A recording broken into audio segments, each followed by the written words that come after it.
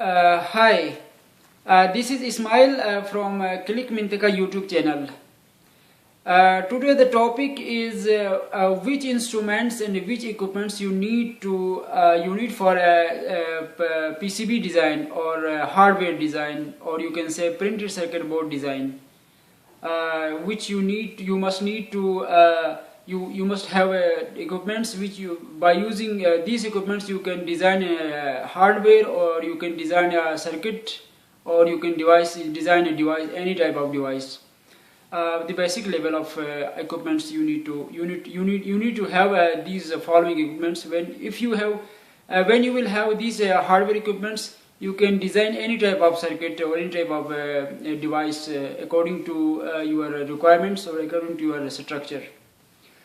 The first you have a oscilloscope, which is very necessary equipment for any hardware design, which must be a 40 megahertz Kenwood company. And the second is digital multimeter for using your testing and other functions.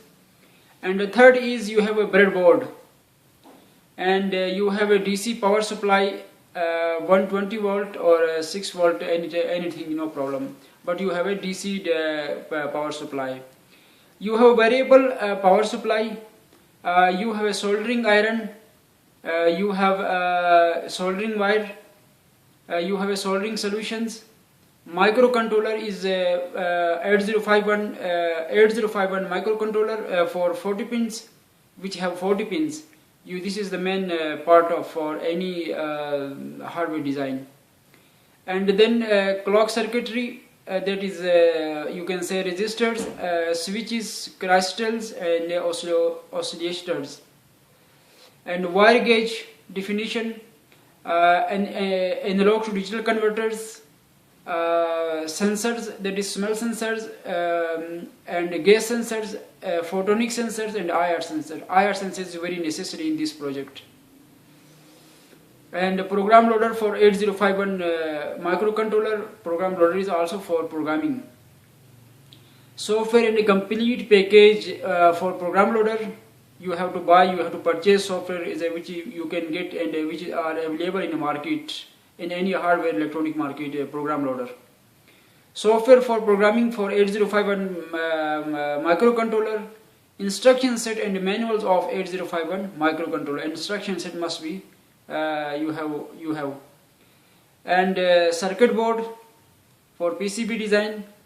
Transformer step down and IC based integrated circuits, resistors, transistors, dielectric capacitors, puff capacitors, cylindrical capacitors, inductors, and variable capacitors.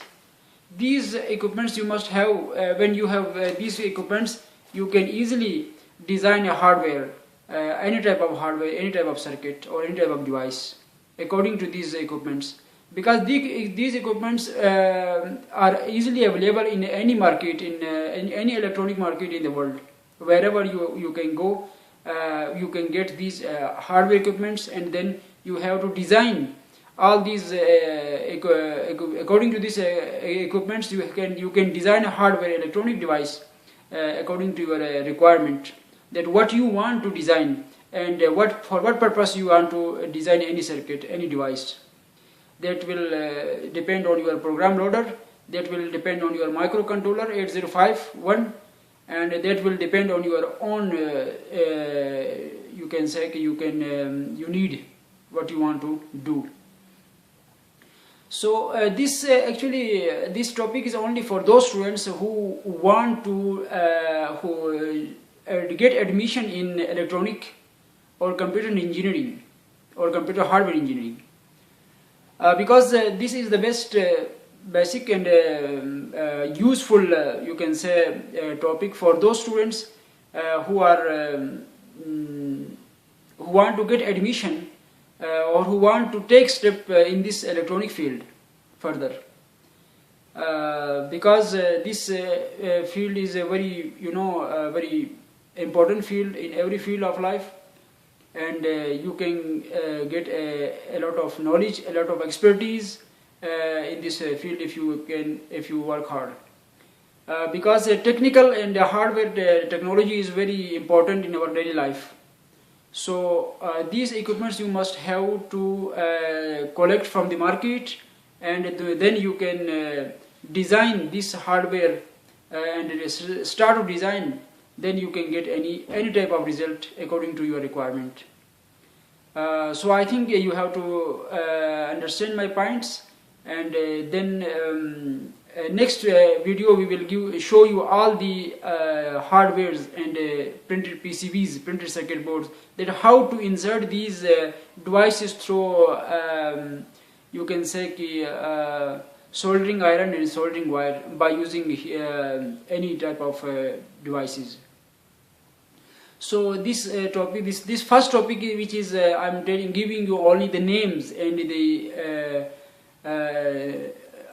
importance and the details of these equipments and instruments, and in the next topic we will show you the result completely on how to insert on the printed circuit board, and which diodes and capacitors are needed and where to insert, and how these diodes and capacitors will give you the function according to your requirement.